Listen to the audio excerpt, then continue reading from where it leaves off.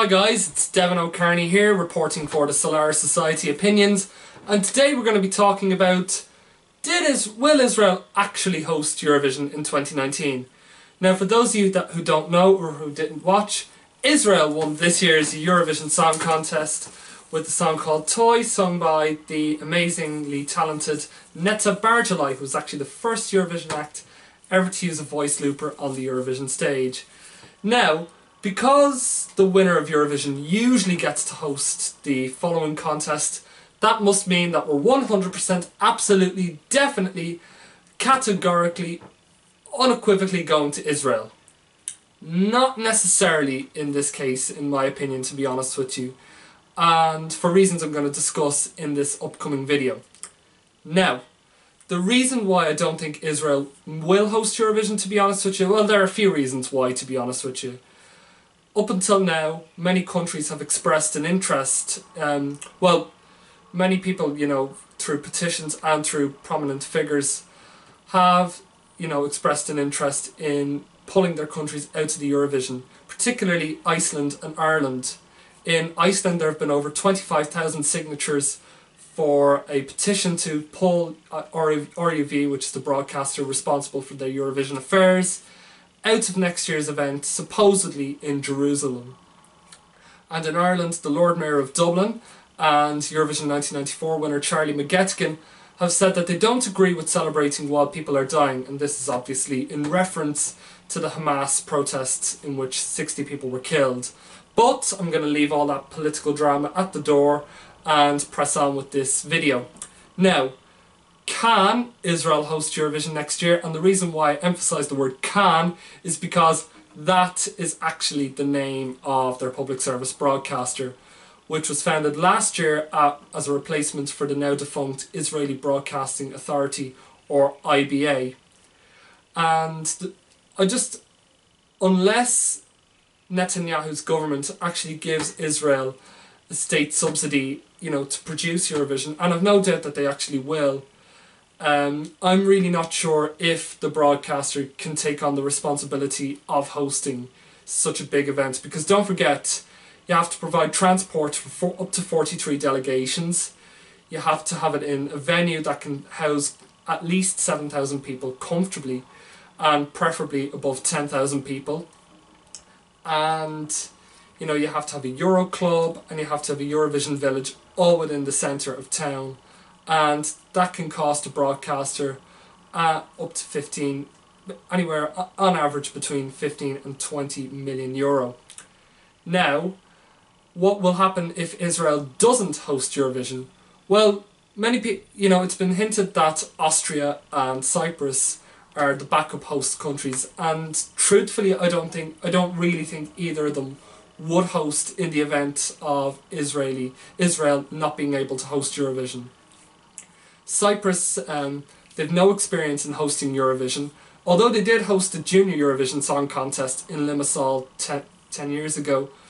It's a very different, but that's a very different competition from the adult Eurovision. It's a lot smaller, there are a lot less countries taking part, there isn't the same amount of money and prominence involved.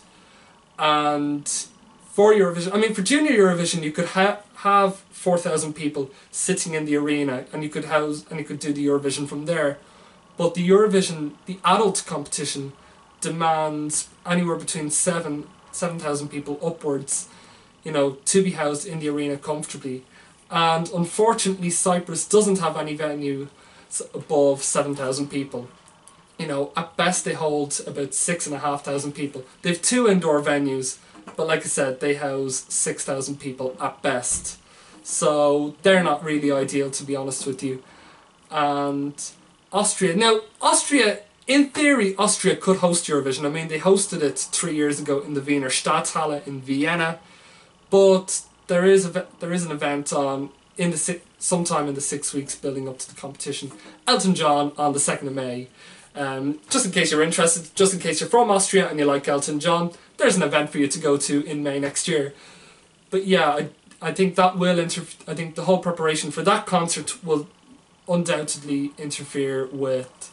They'd have to interfere with the production for Eurovision.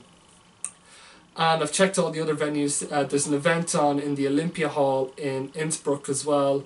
And Graz isn't well connected, even though they have a state hall or a city hall.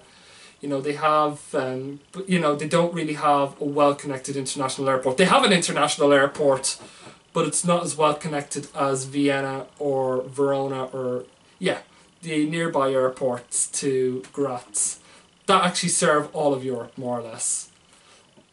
But I'll tell you who I do think will be in with a chance of hosting next year if Israel doesn't do it.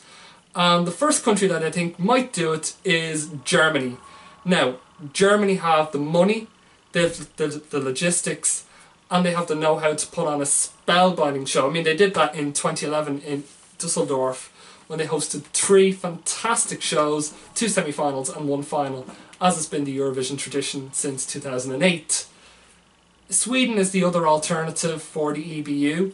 Again, like Germany, they have the logistics and they have the know-how to produce an amazing, amazing Eurovision Song Contest. They did it twice before, very recently, in 2013 in Malmö, and again in 2016 in Stockholm, which actually had Justin Timberlake as an interval act in the final. Another country, and this is quite a controversial one actually, another country that I think could host Eurovision is Russia.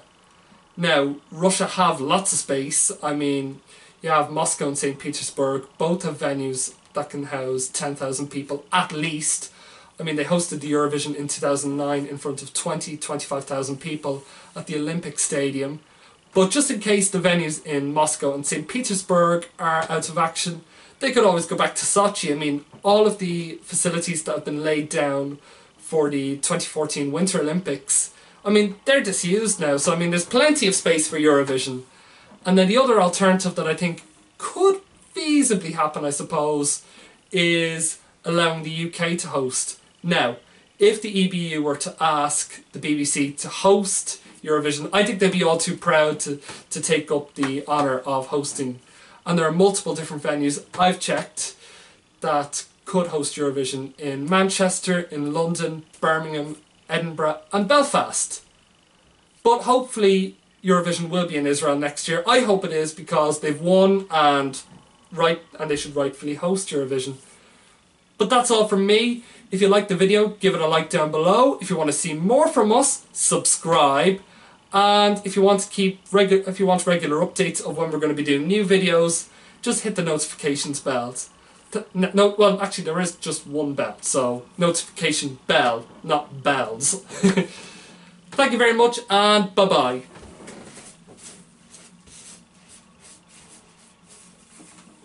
And yes, I was indeed throwing confetti in this video.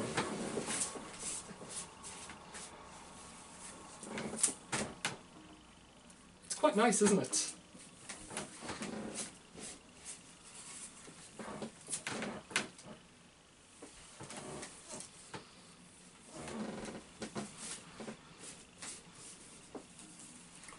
One more time.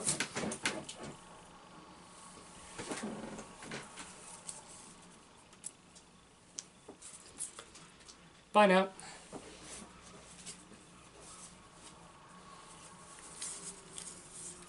And it's really goodbye. Bye for the 500,000th time. Bye now, and see you in the next video.